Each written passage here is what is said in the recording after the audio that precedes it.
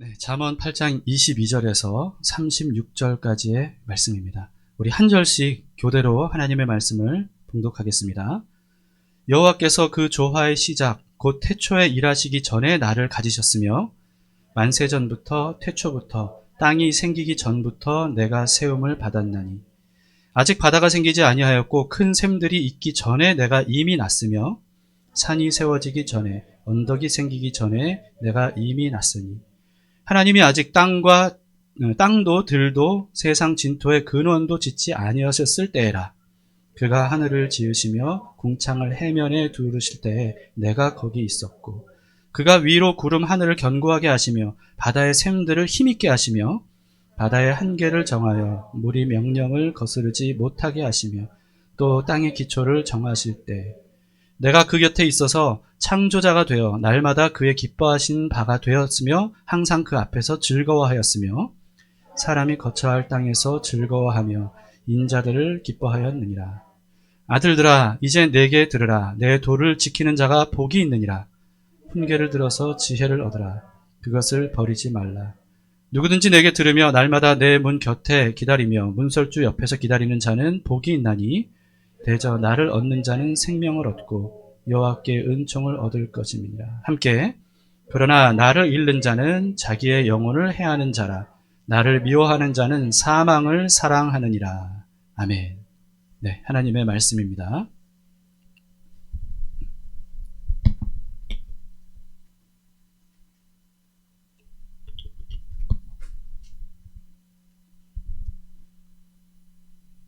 오늘 말씀은요, 솔로몬이 아들들에게 전해주고자 했던 그 지혜라고 하는 그 정체가 무엇인가라고 하는 것을 알려주는 내용입니다. 그런데 오늘 본문을 보면요, 솔로몬이 아니라 지혜가 직접 자신의 정체를 알려주는 형식으로 그렇게 기록이 되어 있습니다. 잠언에는 지혜를 의인화해서 지혜가 자신을 나라고 말하면서 지혜가 직접 말하는 방식으로 그렇게 기록된 곳이 많아요. 오늘 본문도 그런데요. 이 8장에서 나라고 하는 존재는 1인칭 시점으로 솔로몬을 의미하는 게 아니라 지혜를 의미하는 겁니다. 그래서 이것을 염두에 두고 오늘 본문을 보셔야 돼요. 근데 오늘 본문을 보면 지혜가 모든 만물을 창조한 장본인이라고 말씀하고 있습니다. 즉 지혜를 사실은 의인화했다고 그동안 얘기를 했는데 의인화했다기보다는 더 정확한 표현은 뭐냐 하면 반대로 초월적인 인격을 가지신 창조주 하나님의 존재를 솔로몬이 지혜라고 표현한 것이다 라고 볼 수 있는 거죠. 그런데 오늘 본문을 보면요, 지혜가 나라고 표현하고 있는 것을 염두에 두면서 어떻게 말하고 있는지를 봅시다. 22절부터 한번 보세요. 여호와께서 그 조화의 시작 곧 태초에 일하시기 전에 나를 가지셨으며 만세 전부터 태초부터 땅이 생기기 전부터 내가 세움을 받았나니 아직 바다가 생기지 아니하였고 큰 샘들이 있기 전에 내가 이미 났으며 산이 세워지기 전에 언덕이 생기기 전에 내가 이미 났으니 하나님이 아직 땅도 들도 세상 진토의 근원도 짓지 아니하셨을 때라. 자, 모든 만물이 존재해지기 전에, 창조되기 전에 이미 지혜가 하나님과 함께 존재하고 있었다라고 하는 거예요. 여기서 시작 전에, 태초 전에, 만세 전에 이렇게 전에 이런 표현이 있지만요. 이거는 사실 하나님께서 창조하신 태초 이전의 시간을 의미하는 건 아닙니다. 영원을 의미하는 거예요. 오늘 본문에서는 시공간에 한정되어 있는 우리들이 이해하기 쉽게 이렇게 태초 이전, 이렇게 시간적인 개념으로 우리에게 말씀을 하고 있는데요. 그런데 이 영원이라고 하는 개념은 사실은 시공간을 초월하는 개념이기 때문에 이전, 이후 이런 말 자체가 무의미한 겁니다. 그러니까 그것을 우리가 좀 염두에 두면서 생각해 볼 필요가 있어요. 영원이 어떤 개념인지를 우리가 아는 것이 성경을 읽는데 굉장히 중요하고 또 많은 것들을 성경을 이해할 수 있는 키 포인트가 되거든요. 근데 영원에 대해서는 이미 제가 많은 설교를 여러 번 말씀을 드렸기 때문에 이전 설교 영상을 참고해 주시면 되겠습니다. 그러므로 잠언에서 말하는 지혜는요, 창조 이후에 하나님의 이성적 사고를 의미하는 게 아니라는 거예요. 그러니까 사람들이 생각하고 사고하는 것, 그걸 통해서 나오는 것을 우리는 지혜라고 생각하는데요. 잠언에서 말하고 있는 지혜는 그런 게 아니라는 거죠. 사람이 존재하기 이전부터 있었던 지혜라고 하는 겁니다. 그리고 27절부터는요, 창조 전부터 존재했을 뿐만 아니라 태초에 하나님과 함께 만물을 창조했다고 말해요. 27절부터 한번 보세요. 그가 하늘을 지으시며 궁창을 해면에 두르실 때 내가 거기 있었고, 그가 위로 구름 하늘을 견고하게 하시며 바다의 샘들을 힘있게 하시며 바다의 한계를 정하여 물이 명령을 거스르지 못하게 하시며 또 땅의 기초를 정하실 때에 내가 그 곁에 있어서 창조자가 되어 날마다 그의 기뻐하신 바가 되었으며 항상 그 앞에서 즐거워하였으며 사람이 거처할 땅에서 즐거워하며 인자들을 기뻐하였느니라. 자, 여기서 지혜가 나라고 표현하면서 하나님과 함께 창조자가 됐다, 이렇게 말하고 있죠. 여러분, 이쯤 되면 저랑 성경 공부나 제자 훈련을 하시는 분들은 딱 떠오르는 성경이 있어야 돼요. 어디가 떠오르세요, 혹시? 요한복음 1장이 딱 떠오르시죠? 네, 보람이 있습니다. 여러분들이 기억을 하시는. 요한복음 1장이 딱 떠올라야 돼요. 요한복음 1장에서는 지혜 대신에 뭐라고 표현됐죠? 말씀이라고 표현됐죠. 자, 요한복음 1장 1절에서 3절을 보십시다. 태초에 말씀이 계시니라. 이 말씀이 하나님과 함께 계셨으니 이 말씀은 곧 하나님이시니라. 그가 태초에 하나님과 함께 계셨고 만물이 그로 말미암아 지은 바 되었으니 지은 것이 하나도 그가 없이는 된 것이 없느니라. 자, 여기서 만물이 하나님과 함께 계셨는데 말씀이 하나님과 함께 계셨는데 그 말씀이 하나님이시래요. 근데 그 말씀 없이 창조되지 않은 게 없다는 거예요. 모든 만물이 다 말씀에 의해 창조되었다는 겁니다. 그런데 14절에서는 만물을 창조한 그 말씀의 존재가 바로 성육신 하신 하나님의 독생자 그리스도라고 분명히 우리에게 알려주고 있어요. 14절도 한번 보십시다. 1절부터 3절에서 말씀하신 그 말씀이 육신이 되어 우리 가운데 거하심에 우리가 그의 영광을 보니 아버지의 독생자의 영광이요 은혜와 진리가 충만하더라, 이렇게 되어 있죠.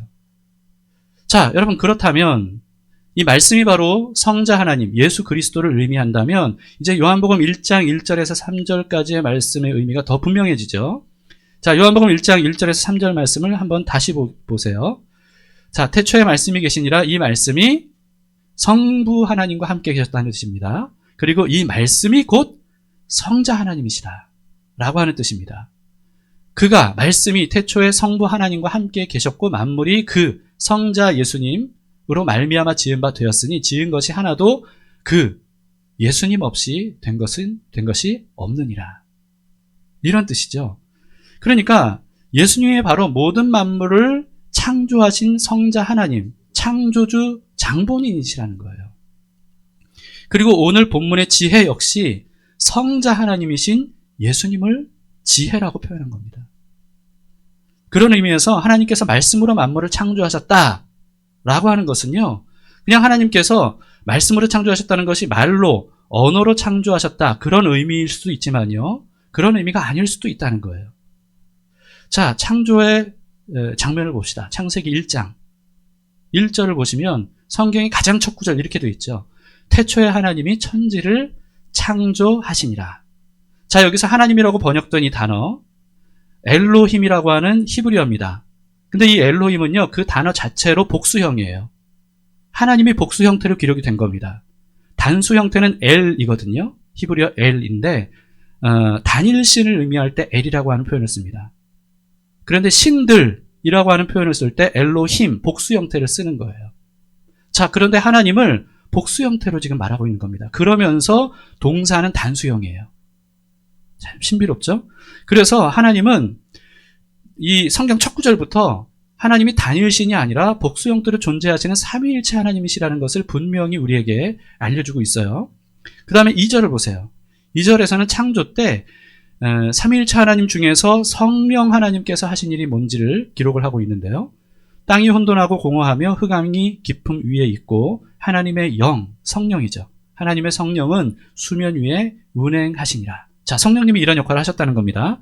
그렇다면 성자 하나님과 성부 하나님과 성자 예수님께서 창조 때 하신 일은 뭔가? 라고 하는 거죠. 3절을 보겠습니다. 3절부터 이제 하나님께서 드디어 말씀으로 만물을 창조하시거든요. 하나님이 이르시되 빛이 있으라 라고 하시니 빛이 있게 됐다는 거예요. 존재하게 됐다는 거죠. 자, 여기서 하나님께서 빛이 있으라 라고 말씀하시니까 빛이 있게 되었다고 표현을 하고 있습니다. 그렇다면 하나님이 어떤 나라 말로 빛이 있으라라고 하셨을까요? 한국어? 영어? 히브리어? 헬라어? 그런 게 아닐 수도 있다는 거예요. 그런 언어를 의미하는 게 아니라 이 요한복음 1장 1절부터 3절까지의 말씀을 보건대 말씀이 바로 성자 하나님이시잖아요. 그러니까 여기서는 우리가 우리 눈높이에 이해하기 쉽게 하나님께서 말씀하신 것처럼 빛이 있으라 라고 말씀하신 것처럼 이렇게 표현이 되어 있지만 사실은 성부 하나님의 뜻을 받들어서 성자 예수님께서 모든 만물이 존재되도록 직접 빚으신 분이다. 그러니까 말씀이신 예수님이 직접 빚으신 분이다. 라고 하는 것을 의미한다고 볼 수 있는 거죠. 왜냐하면 성자 하나님이 곧 말씀, 하나님의 말씀 그 자체이신 분이기 때문에 그렇습니다. 좀 덥지 않으세요? 좀 덥죠? 네, 에어컨 지금 혹시 난방으로 되어 있는 건 아니죠? 네, 좀 바람을 좀 세게 해주시면 좋겠습니다. 네, 좀 시원하게 좀 부탁드립니다. 이게 지금 습도도 높고 온도도 약간 높으니까 약간 몽롱해질 것 같은 그런 느낌이 들어요. 그죠? 네. 여러분들의 표정이 살짝 뭔가 동공이 풀린 듯한 약간 그런 느낌이 듭니다. 잘 들으셔야 돼요. 자, 말씀 그 자체이신 성자 하나님께서 요한복음, 그렇다는 것을 요한복음 1장에서 분명히 말씀하고 있는 것이고 그 창조주 예수님이 바로 잠언에서는 지혜라고 표현하신 것이죠. 자, 성육신을 하신 예수님은요, 자신이 만물을 직접 창조한 창조자다라고 하는 사실을 사람들에게 알려주고 싶어 하셨어요. 알려주고 싶어 하셨는데 문제는 사람들이 받아들일 준비가 안 돼 있었던 겁니다. 특히 유대인들은요, 하나님을 단일신으로 이해하고 있었어요. 이들은 이렇게 율법을 통해서 창세기 1장 1절부터 엘로힘, 복수 형태로 하나님을 표현하고 있다는 것을 분명히 알고 있었음에도 불구하고 하나님을 그저 단일신으로만 알고 있었습니다. 이게 이제 인간 이성으로 하나님을 이해하려고 하니까 그런 거예요. 그래서 이걸 받아들이지 못할 것을 아셨기 때문에 굉장히 조심스럽게 예수님께서 사람들에게 차근차근 알려주셔요. 먼저 하나님은 다윗이 시편에서 그리스도를, 장차 오실 그리스도를 주님이라고 표현했다는 겁니다. 그런데 다윗이 자기의 자손으로 오실 그리스도를 주님이라고 표현했는데 어떻게 그리스도가 다윗의 자손이 될 수 있겠느냐, 이렇게 말씀하셨죠. 이걸 통해서 그리스도이신 예수님이 다윗 이전부터 계셨던 분이라는 것을 말씀하고 계신 겁니다. 이어서 더 나아가서 예수님은 유대인들에게 자신이 아브라함 이전부터 있었다라고 말씀하셨습니다. 이 말을 들은 유대인들이 신성모독이다 그래서 예수님에게 돌을 던져서 막 쳐 죽이려고 했었어요. 유대인들은요, 아브라함 이전에 이미 존재했었다는 이 말 한마디만으로도 신성모독이라면서 받아들이질 못했습니다. 그러나 사실 예수님은요, 그 정도가 아니라 자신이 창세전부터 존재했던 창조주이시라는 사실을 은근히 알려주셨습니다. 기도할 때 말씀하셨어요. 요한복음 17장 5절에 예수님이 하나님께 이렇게 기도하셨어요. 아버지여, 창세 전에 내가 아버지와 함께 가졌던 영화로서 지금도 아버지와 함께 나를 영화롭게 하옵소서. 분명히 예수님께서 말씀하셨죠. 창세 전부터 아버지와 함께 내가 영화를 누리고 있었다라고 표현하십니다. 여러분, 성경이 얼마나 놀라운지요. 성경이 창세기부터 요한계시록까지 수천 년에 걸쳐서 기록된 책 아니겠습니까? 약 1600년에 걸쳐서 기록된 책인데요. 그런데 수십 명에 의해서 기록이 된 거예요. 한 사람에 의해서 기록될 수가 없었죠. 1600년 동안 기록된 거니까. 약 40여 명에 의해서 기록된 성경인데, 이처럼 다양한 사람들이 다양한 상황에서 시대와 상황, 장소도 다 다른 상황에서 기록한 성경인데도 불구하고 66권의 성경의 내용이 정말 유기적으로 연결되어 있고요. 모순된 부분이 없이 딱딱 들어맞는 통일성과 일관성을 가지고 있어요. 그래서 여러분들이 성경을 제대로 파악을 하면 여기와 여기는 좀 반대되고 모순된 것 같다라고 생각되는 부분도 사실은 그게 아니라 오히려 서로를 보완하는 내용들입니다. 그래서 여러분, 그 기록자들은 아무리 많아도 성령 하나님 한 분에 의해서 기록한 성경이기 때문에 이렇게 66권의 모든 성경들이 통일성을 가지고 있는 거죠.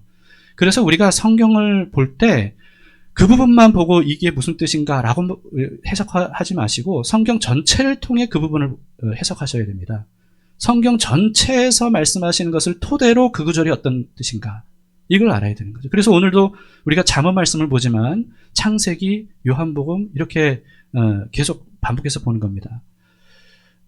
다시 본문으로 돌아가서요. 성경 전체를 통해서 우리는 잠언에서 그토록 강조하고 있는 지혜가 단순히 사람들이 어떤 지성에 의해 나오는 생각이 아니라, 사고력 이런 것이 아니라 만물을 직접 만드신, 이때는 아직 오지 않으셨던 예수 그리스도, 그러나 영원히 계셨던 예수 그리스도, 그분이라는 것을 우리는 알 수 있습니다. 지혜는 모든 만물을 직접 만드신 예수 그리스도를 의미하기 때문에, 그래서 잠언에서는 지혜가 금은 보화보다 더 귀하다 이렇게 표현한 것이고요. 지혜가 사람을 구원한다 이렇게 표현한 것이고요. 지혜를 멀리하는 악한 사람들은 결국은 망하게 될 것이다. 왜? 예수 그리스도 외에는 구원이 없으니까. 그렇게 표현을 한 거죠. 그런데 여러분, 잠언에서는 왜 하나님이라고 표현하지 않고 지혜라고 표현했을까요? 또 요한복음에서는 말씀이라고 표현했다면 좀 일체감이 있게, 거기서도 이 잠언 오늘 본문에서도 좀 말씀이라고 표현하면 되지 않았을까 생각하기 쉬운데, 그러나 분명히 지혜라고 표현한 것이 의미가 있겠죠. 만물은 아무런 뜻도 목적도 없이 우연히 만들어진, 중구난방으로 만들어진 게 아니라는 겁니다. 하나님의 완전한 계획과 뜻을 따라, 목적을 따라서 치밀하게 창조되었다라고 하는 것을 우리에게 알게 해주는 거죠. 이 지혜라고 표현된 것을 통해서. 제가 앞서 유튜브 새벽 큐티 예배인 오늘 은혜를 통해서 여러 번 이런 말씀을 드렸습니다. 지혜는 하나님의 창조 원리를 따라 사는 것이다. 이렇게 말씀을 드렸어요. 창조 원리를 따라 사는 것이 지혜다. 하나님은 만물을 일정한 원리로 창조를 하셨습니다. 그렇기 때문에 만물이 지금까지 이렇게 유지될 수 있는 거예요. 그리고 우리가 안심하고 살 수 있는 겁니다. 그동안 사람들이 학문을 통해서 발견한 수많은 이 세상 만물의 법칙과 원리들이 있어요. 이런 법칙과 원리들을 보면요, 하나님께서 얼마나 치밀하고 정확하게 세상을 만드셨는지를 우리는 분명히 알 수가 있지 않습니까? 가장 쉬운 예로, 여러분, 내일도 태양이 뜰까요? 내일도 태양이 동쪽에서 뜰까요? 아침에 뜰까요? 네. 내일도 태양이 변함없이 동쪽에서 뜰 것이다 라고 하는 것을 누구도 의심하지 않고, 그것을 우리가 미리 100% 예측할 수 있는 이유가 뭡니까? 하나님께서 그렇게 되도록 법칙을 정하셨기 때문이에요. 창조하실 때 그렇게 법칙을 정하셨기 때문입니다. 그래서 이 만물의 중요한 법칙과 원리들은요, 우리가 얼마든지 예측할 수 있어요. 여러분, 이게 얼마나 우리를 안심시킵니까? 만약에 이 세상이 돌아가는 게 원리도 법칙도 없이 그냥 막 중구난방, 어제 오늘 다르고 오늘 내일 다르고 막 그런다고 하면 생각해 보세요. 우리는 아마 불안해서 스트레스 때문에 며칠 못 살고 죽을지도 모릅니다. 무슨 일이 닥칠지 모르니까요. 그러나 하나님이 이렇게 정확하게 돌아가도록 법칙과 원리를 따라 세상을 만드셨죠. 여러분, 모든 만물은 과학이 이렇게나 발달된 오늘날까지도 다 파악하지 못할 정도의 굉장히 수많은 법칙과 원리들에 의해서 하나님께서 만드신 세계입니다. 만약에 수많은 만물의 원리들 중에서, 법칙들 중에서 하나라도 깨지면 어떻게 될까요? 인류는 멸망하고 우주는 붕괴될지도 모릅니다. 예를 들면, 여러분, 지구가 아주 조금이라도 태양과 더 가깝거나 태양과 멀어진다면 사람은 못 살 겁니다. 생명체가 살 수 없을 거예요. 또 지구가 아주 조금이라도 커지거나 작아진다면, 또 태양이 조금이라도 더 뜨거워지거나 조금이라도 더 식으면, 그래도 생명이 살지 못할 겁니다. 태양계의 이 행성들이 궤도가 조금이라도 틀어지면, 여러분, 이와 같이 셀 수도 없이 많은 조건들이 완벽하게 지금 현재 이 상태로 돌아가고 있기 때문에, 그래서 우리가 아직까지 살 수 있는 거예요. 이것을 우주의 미세 조정이라고 표현합니다. 과학적인 용어입니다. 우주의 미세 조정. 그러니까 우주의 미세 조정은 뭘 의미하냐면, 만물이 이렇게 정확하게 돌아가도록 조금이라도 틀어지면 생명이 살 수 없는 그런 완벽한 조건으로 이렇게 돌아가고 있다라고 하는 것은 우연히 만들어진 것이 아니라는 사실을 웅변적으로 우리에게 알려주고 있는 겁니다. 물리학 법칙 중에서 이거 점점 미궁에 빠지는 것 같지 않습니까? 물리학 법칙 중에서 엔트로피 법칙이라고 혹시 여러분 들어보셨는지 모르겠습니다. 엔트로피 법칙, 연력학 제2법칙 여러분 아십니까? 제대로 설명하려면 이게 좀 너무 복잡하고 어렵더라고요. 근데 이제 간단하게 아주 단순하게만 말씀드리면, 우리가 이해하기 쉽게 말씀드리면 이런 거예요. 모든 만물은 질서 상태에서 무질서의 상태로 변화된다. 이게 자연적인 법칙이라는 겁니다. 질서 상태였던 것이 무질서 상태가 된다는 거예요. 시간이 갈수록. 예를 들면 이런 겁니다. 여러분, 쇠를 사람들이 이렇게 만들어 놓잖아요. 쇠를 이렇게 가공해서 잘 만들어 놨어요. 근데 시간이 지나면 어떻게 되죠? 부식이 돼요. 녹슨다 그러죠. 이건 뭘 그러냐 하면, 무슨 의미냐면, 쇠의 질서 있는 상태가 무질서의 상태로 변질되는 것을 의미하는, 변화되는 것을 의미하는 거예요. 이것을 엔트로피가 증가한다, 이런 식으로 표현합니다. 그러니까 무질서함이 더해진다, 이런 뜻이에요. 엔트로피가 증가한다. 자, 독일의 과학자 클라우지우스라고 하는 사람이 엔트로피라고 하는 책에서 연력학에 관한 기본 법칙 2가지를 이렇게 쉽게 규정을 했습니다. 첫 번째는 우주의 에너지는 일정하다. 납득은 안 돼도 어쨌든 이해는 되시죠? 자, 그 다음 두 번째는요, 우주의 엔트로피는 항상 증가한다. 엔트로피 제가 설명드렸죠? 엔트로피가 항상 증가한다는 건 무슨 뜻입니까? 우주는 질서에서 점점 무질서 상태로 변화되고 있다는 뜻이에요. 이 에너지의 변화 때문에 그렇습니다. 자, 이것은 모든 물리학자들이 인정하고 받아들일 수밖에 없는 만물의 법칙입니다. 법칙. 이론이 아니라 아예 그냥 예외 없는 법칙이에요. 자, 이것은 그렇다면 모든 만물이 수많은 우주의 미세 조정의 질서를 이만큼이라도 지금까지 유지한 채 돌아가고 있다라고 하는 것은 뭘 의미합니까? 여러분 한번 생각해 보세요. 만약에 모든 만물이 저절로 우연히 만들어졌는데 정말 수도 없는 완벽한 조건, 생명이 존재할 수 있는 완벽한 조건의 상태, 완벽한 질서의 상태로 만들어진 것이 우연이라고 말하는 것은 엔트로피 법칙을 무시하는 거예요. 이게 무슨 뜻인지 아시겠습니까? 여러분, 저절로 자연스럽게 뭔가 질서가 생길 수가 없다는 거예요. 모든 것들은 질서 상태에서 무질서 상태로 가는 겁니다. 다시 말해서 지금까지 이렇게 우주의 질서가 이만큼이라도 유지될 수 있는 이유는 뭐냐 하면 태초에 완벽한 질서로 창조됐기 때문이라는 것이지, 저절로 무질서 상태, 질서 상태로 만들어질 수는 없다는 겁니다. 예를 들면 이런 거에 쉽게, 여러분 아파트 요즘 뭐 어디나 이렇게 들어서는 데가 많이 있잖아요. 아파트 단지들이 막 세워지죠. 근데 아파트 단지들이 세워질 때 이게 아파트 단지가 저절로 생길 수 있나요? 어느 날 자고 일어났더니 막 아파트가 한 채씩 막 이러지 않잖아요. 누군가 도시계획을 하는 겁니다. 도시계획을 하고, 그리고 아파트 설계를 해요. 그리고 복잡하고 치밀한 계획을 세워요. 그리고 그 계획에 의해서 순차적으로 건물을 지어요. 그래서 질서 있는 아파트 단지가 조성이 되는 겁니다. 그쵸? 그 이후에 시간이 지나면서 이 아파트가 엔트로피가 증가하는 거예요. 이제 아파트가 노후되는 거죠. 시간이 지나면서. 자, 하물며 여러분 아파트 단지보다 훨씬 더 비교할 수 없이 복잡하고 광대한 지구와 우주가 오랜 시간이 지난 지금까지도 이만큼의 질서를 유지할 정도로 존재하는 것. 여러분 이게 우연이라고 말할 수 있습니까? 질서를 가진 아파트 단지가 저절로 생긴다고 말할 수 없는 것처럼 이것보다 훨씬 더 복잡한 질서, 완벽한 조건을 가진 질서를 가진 우주가 저절로 생겼다라고 말할 수 없는 거예요. 이것은 연력학 법칙 하나만 보더라도 이건 위배가 되는 주장인 거죠. 만물을 설계하시고 창조하신 하나님이 분명히 계시다라고 하는 것을 이거 하나만 봐도 우리는 알 수가 있고요. 성경은 오래전부터 우리에게 너무나도 쉽고 분명하게 알려주셨어요. 태초에 하나님이 천지를 창조하셨다. 하나님의 손에 의해 이와 같은 질서가 세워진 것이다. 라고 하는 거죠. 아이고, 이 시간이 빨리 가야 되겠네요. 자, 인류가 아무리 사람의 지식과 지혜를 자랑한다 할지라도요, 만물에 대해서 아는 게 더 많겠습니까? 모르는 게 더 많겠습니까? 그 물리학 천재들, 모든 만물의 다 원리를 지금 다 파악하고 있나요? 몰라요. 모르는 게 사실은 훨씬 더 많고, 그래서 과학이 점점 더 많은 것들을 발견하면서 이전 것들이 폐기가 되고 새로운 과학 원리들이 세워지고 이렇게 되는 겁니다.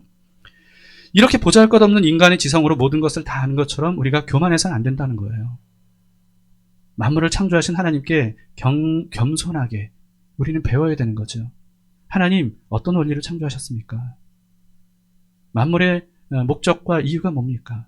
그 안에서 사는 우리가 어떻게 살아야 되겠습니까? 주님 가르쳐 주세요. 그러면 그 모든 만물을 그렇게 설계하시고 창조하신 하나님께서 우리에게 가르쳐 주신다는 거죠. 여러분, 하나님께서 지혜로 만물을 만드셨다는 사실을 믿으시나요? 그렇다면 우리는요, 하나님께 어떻게 하면 잘 살 수 있는지를 여쭤봐야 돼요. 그 안에서 살도록 하나님께서 우리를 거기에 두셨잖아요. 그렇지 않고 살면요, 우리는 도대체 내가 왜 사는 건지, 어떻게 살아야 되는지 전혀 알 수가 없는 겁니다. 그렇게 그냥 오리무중으로 방황하면서 살다 보면 존재의 의미와 목적도 파악하지 못한 채 결국은 멸망할 수밖에 없는 거죠. 그래서 자문은 반복적으로 이렇게 교훈하는 거예요. 32절을 보세요. 아들들아 이제 내게 들으라. 내 도를 지키는 자가 복이 있느니라. 1인칭 나는 지혜를 의미하고 창조주 하나님을 의미하죠. 창조주 하나님이 우리를 아들들아 이렇게 말씀하신 겁니다. 솔로몬이 아들들을 부르는 표현이기도 하지만 참 부모이신 하나님께서 우리에게 아들들아 자녀들아 이렇게 부른 말씀이라고 볼 수 있는 거죠. 그래서 그 하나님의 말씀에 귀를 기울이며 살 때 우리가 하나님이 창조한 원리 속에서 어떻게 복된 삶, 정말 산다고 말할 수 있는, 정말 제대로 살고 있다라고 말할 수 있는 삶을 어떻게 살 수 있는지를 하나님께서 우리에게 가르쳐 주신다는 겁니다. 그래서 그 말씀에 귀를 기울이고 그 말씀대로 살아가는 것, 이것이 바로 하나님을 믿는 것이고요. 하나님을 믿는 사람들의 삶의 방식인 거예요. 그런 사람이 구원을 받을 수 있다는 거죠. 여러분, 하나님께서 사람을 만드셨다는 거 믿으세요? 대답 좀 해보세요. 네. 하나님께서 사람을 만드셨다는 걸 믿으세요? 그러면 우리는요, 나도 사람이지만 저에 대해서 아는 것보다 모르는 게 훨씬 더 많아요. 내가 도대체 왜 이런지, 내가 왜 이런 병에 걸렸는지, 내가 왜 이렇게 아픈지, 내가 왜 이렇게 컨디션이 안 좋은지 몰라요. 근데 하나님은 어떠셔요? 나에 대해 모르는 게 없으셔요. 여러분, 그렇기 때문에 나의 인생과 목적이 뭔지, 내가 어떻게 살아야 되는지, 이 문제를 어떻게 해결해야 될지 하나님만 아셔요. 그러니까 그것을 하나님께 여쭤보고 하나님께 답을 들어야 되겠죠. 그래야 복된 삶을 살 수 있는 겁니다. 하나님께서 남자와 여자로 만드셨음을 믿으시죠? 그렇다면 하나님이 왜 남자와 여자로 만드셨을까? 그리고 남자의 역할과 여자의 역할은 뭘까? 남자다움과 여자다움이라는 건 뭘까? 이것을 하나님께 배워야 됩니다.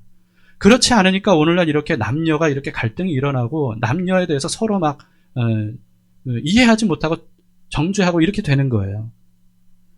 여러분, 하나님께서 남녀를 만드셨을 뿐만 아니라 남녀가 하나 되는 결혼 제도를 하나님께서 만드셨다는 것을 믿으세요? 그렇다면 결혼이 뭔지를 하나님께 배워야 됩니다. 결혼이 무엇인지, 그리고 왜 결혼 제도를 만드셨는지, 그리고 이상적인 부부 관계가 어떤 관계인지 이것을 하나님께 배워야 되는 거예요. 또 하나님께서 가족이라는 관계를 만드셨다는 거, 이건 믿으시죠? 가정이 뭔지를 하나님이 아십니다. 왜 가정이라고 하는 이 공동체 조직, 유기체 조직, 이런 것들을 만드셨는지, 또 부부가 결혼해서 자녀를 낳는 이 원리, 이런 것들을 하나님께서 왜 만드셨는지를 우리는 하나님께 배워야 돼요. 그래야 올바르게 정말 진정한 하나 되는 가정을 만들어갈 수 있는 거죠. 이와 같이 하나님을 믿는다는 것은요, 만물을 창조하신 하나님께서 가르쳐 주시는 대로 사는 것. 하나님께서 창조주 하나님이심을 믿고, 모든 만물의 원리가 하나님에 의해 설계된 것임을 믿고, 그 이유와 목적과 방식을 배워서 그 배운 대로 사는 것. 이것이 바로 그리스도인들이 살아야 되는 방식이라는 겁니다. 사실은 모든 세상 사람들이 그렇게 살아야 복된 삶을 살 수 있는 거예요. 근데 그렇지 않고 하나님께 귀를 닫아놓고 하나님의 존재를 아예 무시하기 때문에 하나님께서 만드신 만물의 질서를 역행하면서 사는 거죠. 그러니까 지구가 이렇게 돼버리는 것이고, 그리고 또 사람이 점점 살기 어려운 그런 시대를 맞이하게 되는 거 아니겠습니까? 자, 오늘 33절부터 35절을 보세요. 훈계를 들어서 지혜를 얻으라. 그것을 버리지 말라. 누구든지 내게 들으며, 여기 내가 지혜, 성자 하나님이죠. 내게 들으며 날마다 내 문 곁에서 기다리며 문설주 옆에서 기다리는 자는 복이 있나니 대저 나를 얻는 자는 생명을 얻고 여호와께 은총을 얻을 것임이니라. 그런가 하면 하나님께서 만드신 창조 원리를 알려고도 하지 않고 무시하고 거스르는 것, 이것을 성경에서는 죄라고 표현하는 겁니다. 여러분, 죄는 다른 게 아니에요. 하나님의 창조 원리를 따르지 않고 무시하고 거스르는 것, 이게 바로 죄이죠. 창조 질서에 역행하는 것, 이것은 그 결과가 자명합니다.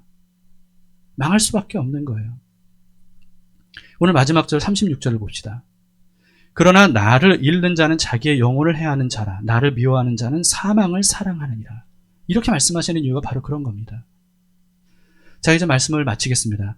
만물을 하나님께서 창조하셨다는 사실, 이걸 아는 것이 인생을 제대로 사는 지혜의 출발이에요. 그것을 먼저 통과하셔야 됩니다. 여러분, 하나님께서 창조하셨다는 것, 여기에 대한 분명한 어떤 인식과 믿음이 있으셔야 돼요.